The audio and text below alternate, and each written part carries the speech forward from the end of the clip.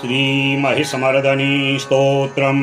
ऐगिरि नन्दिनी नन्दित मेदिनी विश्वविनोदिनी नन्दिनुते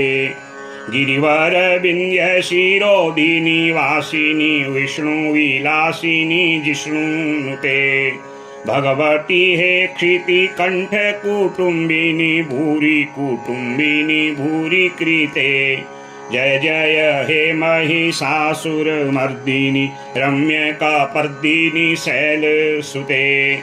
सुरवर वर्षिणी दुर्धर दर्शिनी दुर्मुखमर्षिणी हर्षरते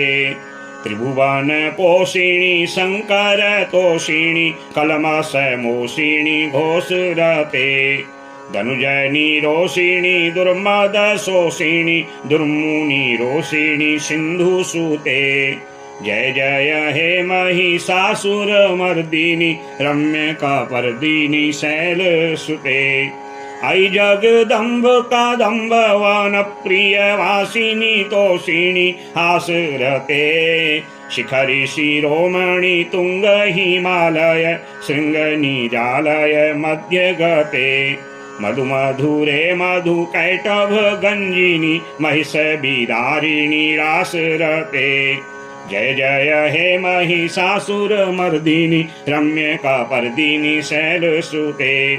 ऐ निज हुंकृत मात्र निराकृत धूम्र विलोचन धूम्र सते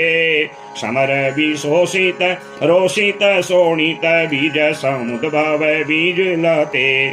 शिव शिव शुंभ निशुंभ महाहव तर्पित भूत पिशाचरते जय जय हे महिषासुरमर्दिनी रम्यकापर्दिनी शैलसुते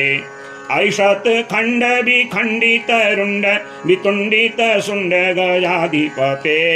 निज भुज दंड निपातित चंड विपाटित मुंड भटाधिपते दिपुगज गंड विदारण चंड परागम सौंड मृगाधिपते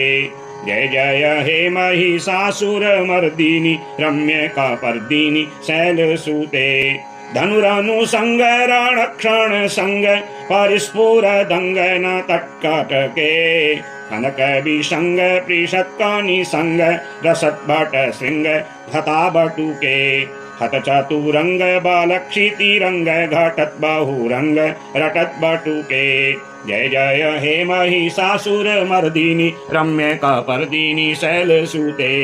जय जय हे महिषासुरमर्दिनी रम्यकापर्दिनी शैलसुते।